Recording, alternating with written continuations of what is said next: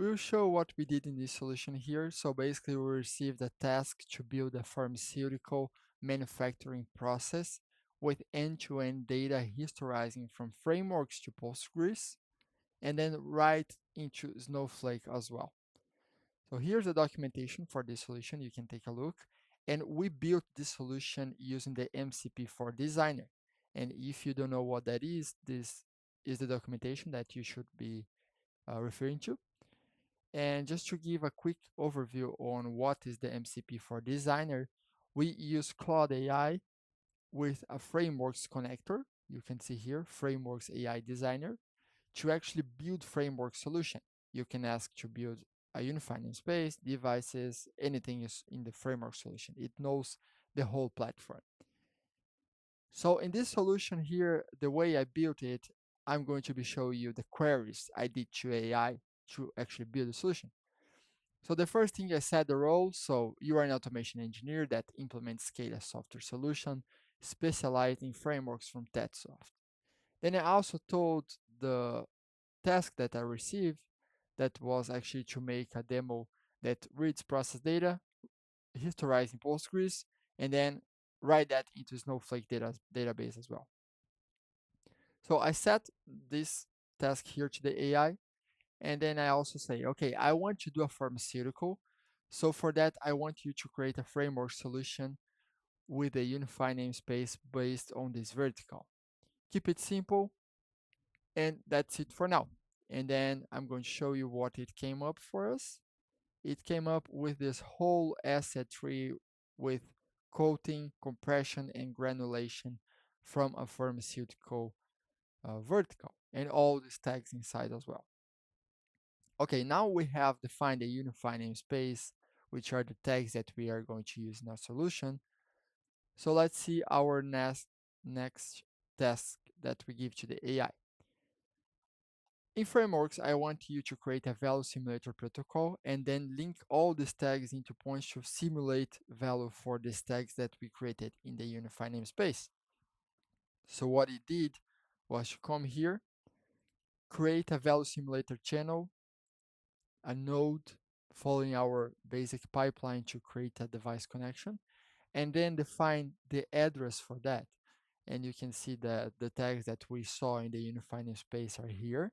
And we are simulated a ramp, scene, all the values for this as a demo. Okay, now we have the unified namespace and we have the simulation for the values. And then also, okay, I want these tags in historian. So what it did was go in the historian and historize all those tags that we created in unified namespace in a database.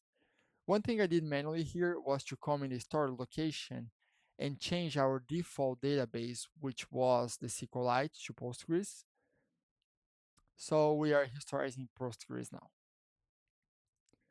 Then my next question to the AI was, okay, now I have all the simulated value, the historizing in the Postgres database. So now I want a C# code that get all the new values from the Postgres database and write that into Snowflake. So for that, it generates me the code. And also one other thing I did manually was to create the database connection. So I had the Postgres here. I put all the connection string with password, username, and I also did the same for Snowflake. So now we are connected. I also built the queries here. I just create one query to get from Postgres and write to Snowflake. So based on that question I did to the AI to create the C# code, it came here in what I had created to the data sets, including the connections and the queries, and then it created this script here for me. So this whole script was created by AI, and what it does, it runs every 10 seconds, and it verifies the last timestamp that it saw, and copy the all new rows that we have in Postgres to Snowflake. You can also take a look in this script in the solution, but that's what it does. And then, okay, now we have the full procedure that was requested to us in the solution. We had a new finance space, the value simulator, the historian, and also the script to copy the values to Snowflake. And it was not requested to me, but I also decided to do a display just to show it all. And that was the question I did.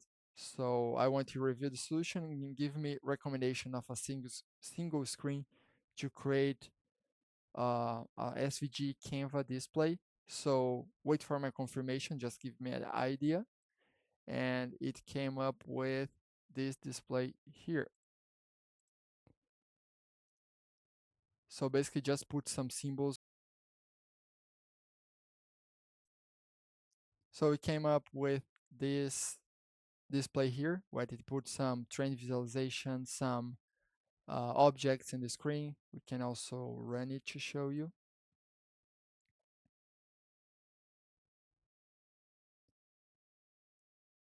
And then if we run the solution, we can see the full application running. So we have the trend visualization here.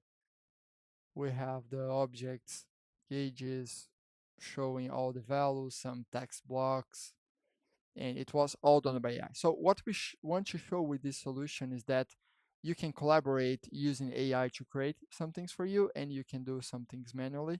We don't expect the AI to do the whole solution for you. So we can do it much faster. We did it in less than one afternoon, and you can check more information here.